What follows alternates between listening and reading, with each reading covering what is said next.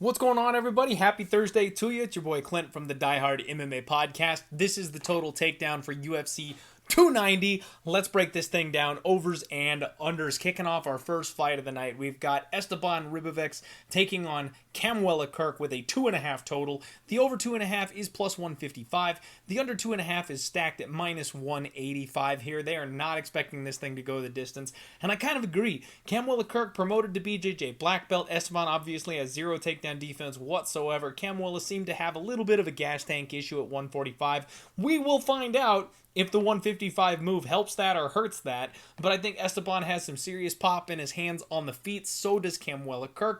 I think one of these guys is getting finished. I don't like to lay minus 185, but I would say this fight is definitely finishing under or inside the distance.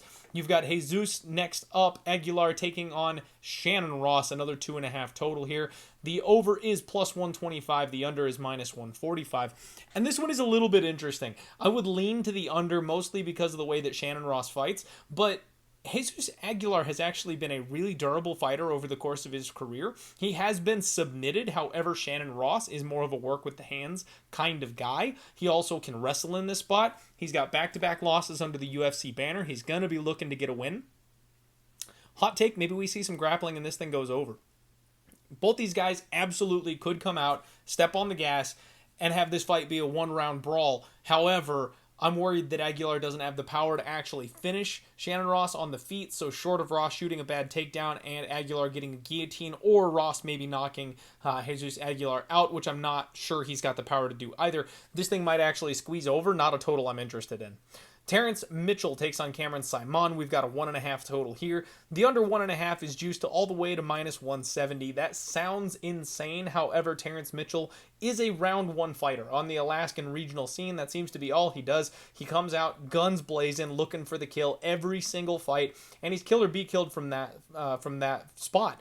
Basically, we've only seen this guy finish his opponent very, very early, and the guys he's finished have been far less than UFC caliber. Cameron Simon, definitely UFC caliber, very well-rounded, hits hard, much cleaner striker, and he's a weight class naturally larger.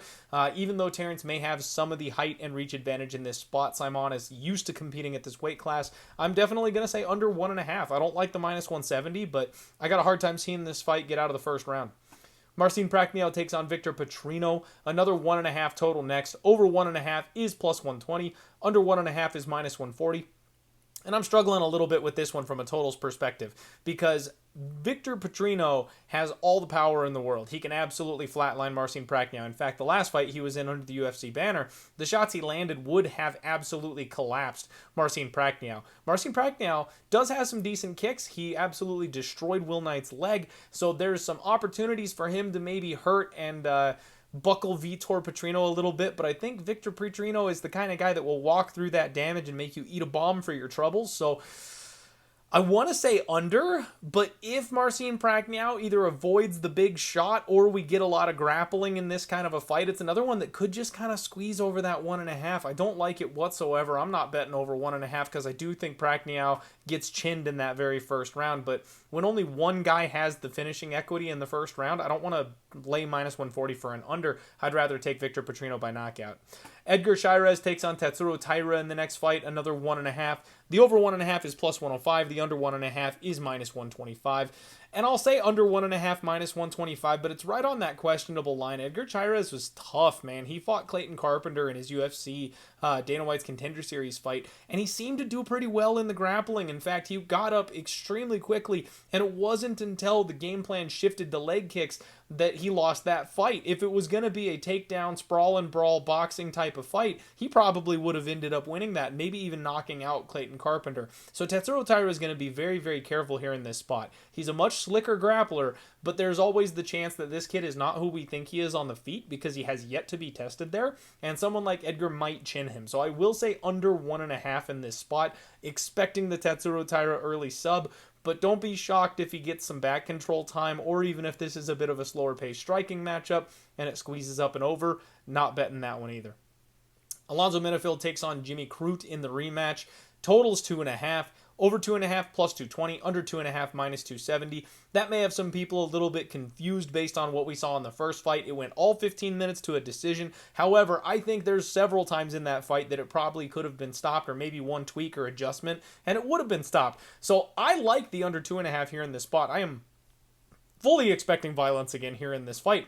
I think Jimmy Crute, with that wrestling and grappling advantage, combined with the fact that Alonzo Menifield can absolutely crack, and Crute took a ton of damage in that last fight, there's definitely opportunity for both these guys to finish. I do not expect another 15-minute war out of this one. I really don't. Denise Gomes takes on Yasmin Jauregui in the next fight. 2.5 total here. Over 2.5 is minus 160. The under 2.5 plus 140. Denise Gomes, a little bit of the Andrade type, right? Short, stocky, powerful. She explodes her way into people. She can wrestle. She can bully you up against the fence. Yasmin Jauregui, a bit more of a finesse fighter, a little bit more of the matador, stays long, knows how to sit down on those punches. You know, when her opponents do get tired out, she does have great finishing instincts. There's a lot to like about both of these women, and I think Denise Gomes may be on the receiving end of kind of a Yasmin Jauregui beating in this spot, but even if she's not, I think we're going to see a lot of grappling. I think Denise Gomes will have to push the grappling pace in this one, and I think she's durable enough to actually survive and has the gas to go 15 minutes. I'm going to say over 2.5. I think this might be a little bit of a buy low spot for women's MMA, where usually when we see this price drop, we're enticed to take that under because it's somebody like Jillian Robertson fighting. This time I'm going to say we actually are getting a bit of a break on this thing going over, and this price tag is usually minus 200, minus 250. I like minus 160 for the over 2.5. It's not bad. Josiah Harrell takes on Jack Della Maddalena in the next fight. The under 2.5 is minus 240. It's under, folks. Like, this is a Jack Della murder type of spot. Josiah is smaller, he's stocky, he's wrestler, but he's going to have a massive reach disadvantage, and I think that's going to be the difference maker. If he can't get Jack Della down and keep him there, which is really kind of the key there, he's going to be at the end of those punches and kicks for way too long, and I don't think it's going to take long to crack the kid. So I don't usually buy in on the unders when it's only a one-sided affair, but I've got a hard time seeing Josiah have anything for Jack Della here on Saturday. Niko Price taking on Robbie Lawler, a 2.5 total. The over 2.5 is plus 160, the under 2.5 minus 180. And this one's a bit weird again because it seems like it should be a violent fight, right? But you're getting Robbie Lawler in his retirement fight. It's been announced he's retiring. Don't bet on him. That's all you need to know. But Robbie Lawler, he did look pretty solid in his last fight against Brian Barberena. He still shells up relatively well defensively. He still gets right in front of his opponents and pushes that pace, stays in your face, tries to box your ears off. Niko Price, on the other hand, recently his volume has kind of slipped a little bit. I think these prolonged beatings and knockouts that he's been taking have kind of had a bit of an effect on him. He may not be the Niko Price that we really remember. And on top of that, he brought guys like Ben Askren in for this camp. There's a chance that Niko Price may bully and grapple Robbie Lawler in this spot. Now, we've got an old and busted Robbie Lawler who used to have stellar takedown defense and a great get-up game. I'm not so sure he's necessarily that guy anymore. You know, his career is over on Saturday, so if he gets taken down, is he going to work as hard to get back up? Did he drill takedown defense at all for this fight? I don't know. If Niko Price comes out with at all of anything other than a let's bang type of mentality for this fight, I think there's a chance we get up and over this 2.5. Niko Price doesn't have the volume that it's going to take to hurt Robbie Lawler. He absolutely does have the power to, but he hasn't been landing those big power shots the way that he used to, where it catches people off guard. And Robbie might take a bit of a risk-adverse fight approach to this thing, considering it's his last one. So I'm a little tempted on that 2.5. Kind of hate it, but I'm a little tempted. You know, Bo Nickal versus Valentin Woodburn. This is another absolute murder type of spot. I'm not even seeing all of the lines out there for a 2.5 just yet on this one. 1.5, sorry about that.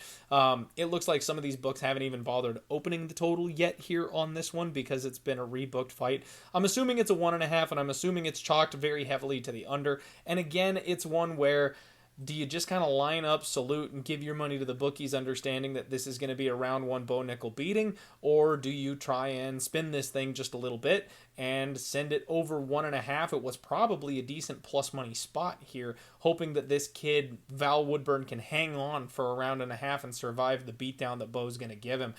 That's the only way I could look. You know, I'm only going to take a big plus number trying to fade the narrative, but I can't make that argument here. Bo probably styles on this guy grappling-wise. I don't know enough about him to really make a confident read, so for me, it's a pass. Dan Hooker takes on Jalin Turner. You've got an over set at 1.5, minus 130 to the over, plus 110 to the under 1.5. And I kind of like the under 1.5 here for this one. Jalin Turner's a very, very fast starter. You know, he took that last fight trying to test out his grappling against Mateusz Gamrot, and he found out that he's okay at the top end of the division. But if you're not going to give him a grapple-heavy approach, he comes at you with this marauding Muay Thai. Big knees up the middle, big kicks, lots of, hooks in close, and he's taking on a very slick striker in Dan Hooker, but another guy who just is accustomed to getting into brawls. This guy, we've got the Dustin Poirier fight, and you've got just vicious knockouts on Dan Hooker's record because all he does is stand in front of you and bang. He's probably a little bit slicker of a striker than Jalin Turner, but I don't think he can take the beating that he used to be able to take. We've seen him crack way too many times at this point for me to feel comfortable with Dan Hooker surviving anything more than a round and a half if it's going to be that kind of a fight. This is very game plan dependent. If Dan Hooker comes out and grapples, maybe we get up over that 1.5, but if he comes out looking to strike, I think Jalin Turner kind of forces an early brawl from this thing, and one of these guys probably gets cracked. We've seen Jalin Turner wobbled as well, so it's not like he can't be hurt. I say under 1.5, plus 110. I think it's a one-round fight. Dricus du Plessis takes on Robert the Reaper Whittaker, a 2.5 total here. Over 2.5, plus 140. Under 2.5, minus 160. And I kind of like the under in this spot. Dricus is just a finishing machine, man. He comes forward, he bites down on the mouthpiece, he swings as hard as he can, and more often than not, he tires himself out trying to get that finish. So he's either going to break Robert Whittaker, somebody who we've seen have that durability kind of chipped away at just a little bit over the course of his recent years, or he's going to be completely outclassed and the better striker is going to do something and hit him with something big. So I kind of like the under 2.5. I lean violence here for Dricus and Whittaker.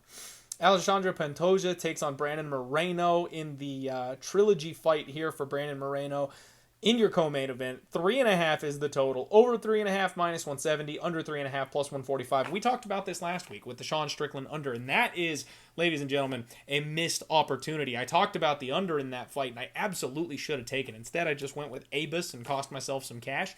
3.5s, when the bookies offer you 3.5, they actually tend to go under. It's like a blind bet. When you get that 4.5, they tend to go over, but with the 3.5, it seems like more often than not, there's violence. They do happen to go under. Pantoja can absolutely finish Moreno. He's literally done it. We've seen it before. Brandon Moreno has gotten so much better than the last time these guys fought. He's improving every single fight, and he's so much more dangerous than he used to be, especially on the feet. Pantoja does seem to redline and then push himself through that tired phase deep in these fights if they go that long. I think we could see a late finish from Brandon Moreno, but I also cannot count out an early finish from Pantoja. Considering you're getting a plus 145 at the 3.5, you probably could find an even money at the 4.5 or maybe a minus 125 or something like that at the 4.5. That'd be the way I'd be looking. I kind of lean under. I think one of these guys probably gets finished. And I know that's a little different from Monday's show. I did say I think this will be a 15-minute war. But the more I think about it, Brandon Moreno is treating this as like a legacy fight. Pantoja is looking at this as a guy that he's beaten before. There's a lot of ways that these guys can kind of let it all hang loose. And I do think there's a chance somebody gets finished in this spot. So I will say under. Main event time. Yair Rodríguez takes on Alexandre Volkanovski. Total set at 4.5. The over is plus 110. The under is minus 130. And this one is so tough. We've seen Yair put on his back and bullied and beaten to a pulp by a guy like Frankie Edgar. Now, granted, that was years ago, but I think Volkanovski can follow a similar game plan. Yair Rodríguez has turned into a finishing machine, though. His BJJ has gotten super impressive. He's very slick. He's very dangerous on the mat, so you don't feel safe there necessarily. And then on the feet, his kicks are just something else. He's so creative. He's so flowy. That up elbow that he KO'd the Korean Zombie with, I will never not mention that. It's the best KO in UFC history. Alexandre Volkanovski is a machine. He's just flat out a machine. But what he does is he takes your best weapon away, and then he just kind of grinds you over the course of 25 minutes. It seems to be the way he knows how to win these fights. And if he gets a step down from that super champion level competition, he can finish people. He absolutely can. But at these higher level guys, I think I don't know if it's just a level of respect or if it's the fact that he is more than confident that he can do it over 25 minutes, that's the direction he goes. I think this is another Volkanovski decision. I think we'll get a close competitive fight. I don't think that this version of Yair Rodríguez is going to break under the pressure of Volkanovski. So because of that, I'm going to say this thing goes over 4.5 at plus 110. And the prediction is Volkanovski by decision. That's the total takedown, folks. Hit me with a like before you jump on out of here. We'll see you tomorrow for the undefeated post-weigh-in show. Let's roll.